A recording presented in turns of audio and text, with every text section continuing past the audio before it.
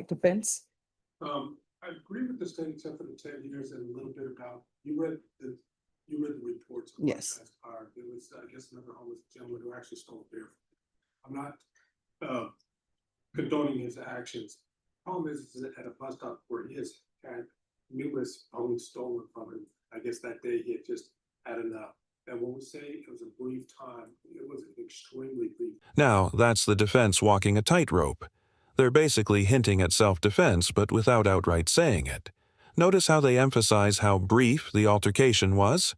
That's strategic.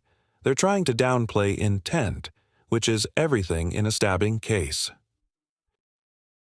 To the point that we were deciding whether it was going to be self-defense or not. Having said that, Judge, you heard his mother talk about the drugs, but he's not your typical homeless person. I think this is a person that's needs some type of help to get his where he's going, what he's doing. He hasn't fallen off the grid of society. He's still trying to participate in society. And if you look at his criminal history, the state was going to get into that a little bit. Most of it is marijuana based. I think it's K2 and Kush and all that stuff. No hard drugs, but a lot of smoking and drink. We're respectfully requesting for adjudication and with any kind of treatment. He is willing to do inpatient treatment should the court build that route. Life skills to get it back to where it needs to be. All right, so I have a couple of questions. Number one, and if your client wants to answer it, who is Angelica to him? Was that a friend? No, I believe, is it the witnesses? Yes. I believe all the witnesses were just witnesses in the prosecution. I don't know. Because, and let me just tell you my issue with granting your application. In the stipulations, it says, Angelica said, Avelino accused Tristan of stealing his beer. And they began to fight. Now, other witnesses are saying it was this verbal altercation. And I'm using the word altercation because that's how they put it in the police report. But then they said it became a physical altercation. And Angelica said everyone told them, hey, stop fighting. And she said, then you walked away. And then she said that then you returned and approached Tristan from behind and stabbed him 2 times. If I may, Judge, it's almost unfair for the court. No, I'm just saying what's in the steps. You understand that. What I'm getting at is it's almost unfair. All this was fine. I'm sorry, what? All of this was fine. Okay. Because it was at a bus stop. And so technically that's right. But when we say walk away, it's just a little verbal things. It was a scuffle. All right, does anyone? When we said we walk away, it was to walk away.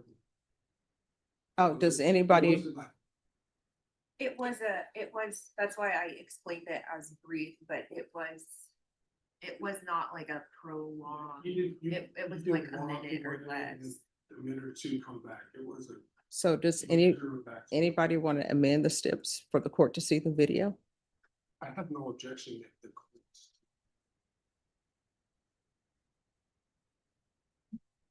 Judge, let me just give it burned on a medium for the court to review. Okay. It's not in anyway. Okay. Because that would help me, because Yeah, just reading the steps. All right, thank you. That's why it's so important to watch videos, because statements read differently than video. So I do see in the video that this appeared to be a continuous altercation. And there really wasn't. I thought maybe from the way the stipulation reads, it reads as though there was a cessation of any type of altercation. And then you come back with the complainant being unawares, but it appears that this was a continual altercation that started out as a verbal confrontation. Then it turned to a physical altercation. Then it stopped for about 2 seconds. Then it's another physical altercation. Whoa, this is the moment of truth. The judge just laid down two stark options: prison time or deferred adjudication. In plain English, that's a shot at redemption if the defendant can stay clean. It's a legal ultimatum that tests both accountability and addiction recovery. And it's all up and down in front of the bus stops. And then you fell into the street, almost got hit by a vehicle, and then the altercation continued. So here's the thing. You only have two choices. These are your two choices. There are no other choices, so do not ask for any other choices. Your first choice is, I'll find you guilty. I'll sentence you to 5 years in prison. I'll ask for the therapeutic community. Your other choice is, I will give you deferred adjudication. That deferred adjudication will be for 10 years, and you are going into inpatient treatment or either felony drug court. Those are your only two options. You have no other option. Which do you choose? Do you want to discuss it with your attorney? All right. All right. All right, the court is going to sentence you to 10 years deferred adjudication. There's to be regular reporting by Zoom or in person, regular random UAs, proof of employment within 45 days of release. There's to be no employment as a home health care provider or with minors. There's to be no residing in households with minors.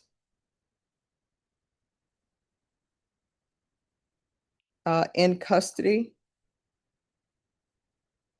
we can see if felony drug court will take them. So in custody, there's going to be a referral to felony drug court. If not accepted, there's going to be a TAP evaluation.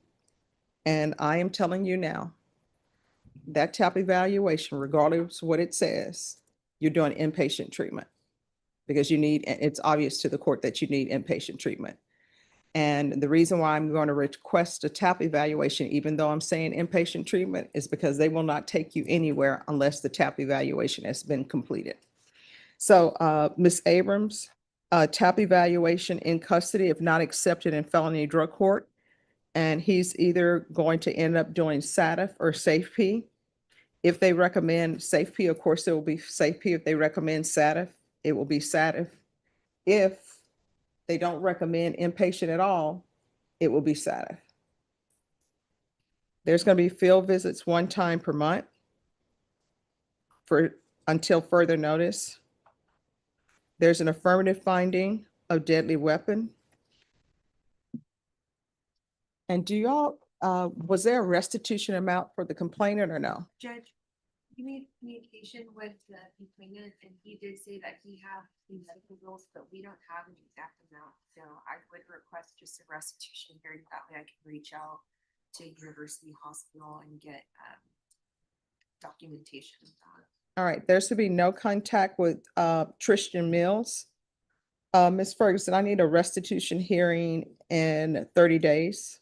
All right, we'll have a restitution hearing on November 20th. This will run concurrent with 2025 CC 00611. There's going to be 200 hours of community service restitution. Do you have any children? What are their ages? 17, 21, 24. Okay. Probation, is there anything else? All right. With regards to the community service hours, 100 hours of those will be waived once you complete anger management. Is there anything else? That line hit hard. The judge isn't just sentencing, she's pleading. This is what makes courtroom moments so human. Beneath the legal language, there's a genuine fear of seeing another life spiral out of control. What do you think? Tough love or emotional overreach? You need from the court to be successful? No, you're not. Did you review the document entitled Trial Court Certification of Defendant's Rights to Appeal with your attorney? Did you understand it and sign it?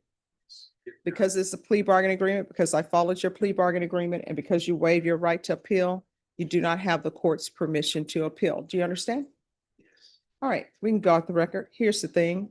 if you do not get control of your drug use and maintain your sobriety, only one or two things going to happen. Either you're going to end up in prison or in jail, or either somebody's going to have to identify your body, and more likely than not, that will be your mom. So you're going to have to give up this lifestyle. If you do not, there's going to be a problem. And if you can't do it for yourself, then if you love your mom, you need to do it for her, because I'm sure she doesn't want to do this.